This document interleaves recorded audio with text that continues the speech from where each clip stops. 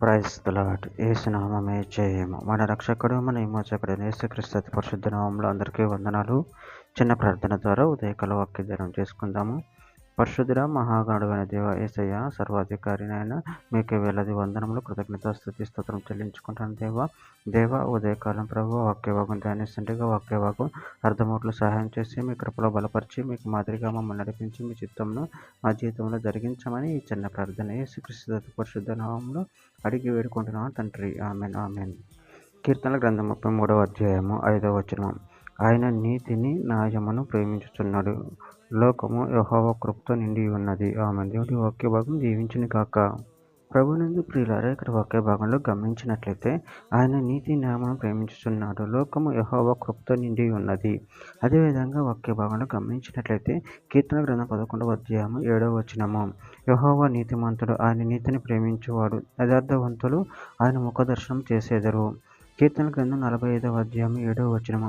నువ్వు నీతిని ప్రేమించి భక్తిహీనతను ద్వేషించుచున్నావు కావున దేవుడు నీ దేవుడే చెలికాంట కంటే హెచ్చగునట్లుగా నిన్ను ఆనంద తైలంతో అభిషేకించి ఉన్నాడు.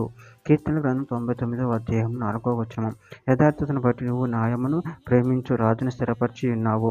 యాకోబు సంతతి మధ్య నువ్వు నీతి న్యాయమును జరిగించి ఉన్నావు. హెబ్రీయులకు రాసిన పత్రిక 1వ అధ్యాయం 9వ వచనంలో నువ్వు నీతిని ప్రేమించితివి, దుర్నీతిని ద్వేషించితివి, అందుచేత దేవుడు నీ తోడు వారి కంటే నిన్ను హెచ్చించినట్లుగా ఆనంద తైలంతో అభిషేకించెను.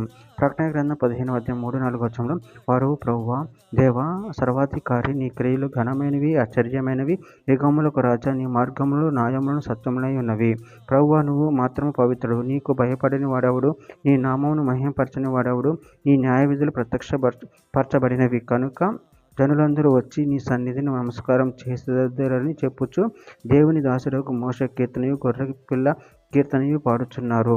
మత్తయి సువార్త 5వ అధ్యాయం 45వ వచనంలో ఆయన చెడ్డవారి మీదను మంచివారి మీదను తన సూర్యుని ఉదయింపచేసి నీతిమంతుల మీదను అనీతిమంతుల మీదను వర్షము కురిపించుచున్నాడు. చివరిగా ఒక మాట, తెస్సలోనికీయులకు రాసిన 2వ పత్రిక 1వ అధ్యాయం 5వ వచనంలో దేని కొరకు మీరు శ్రమ పడుచున్నారో ఆ దేవుని రాజ్యమునకు మీరు యోగ్యులమని ఎంచబడు నిమిత్తము మీరు ఇట్లు ఓర్చుకున్నట్టు దేవుని న్యాయమైన తీర్పునకు స్పష్టమైన సూచన ఉన్నది. ఆమెన్. దేవుడి వాక్య భాగం దీవించిన కాక చిన్న ప్రార్థన చేసుకుందాము. పరిశుద్ధుడ ప్రేమగల దేవేశ, మీరు ఇచ్చిన వాక్యదాన్ని బట్టి కృతజ్ఞతలు చెల్లించుకుంటున్నాను తండ్రి.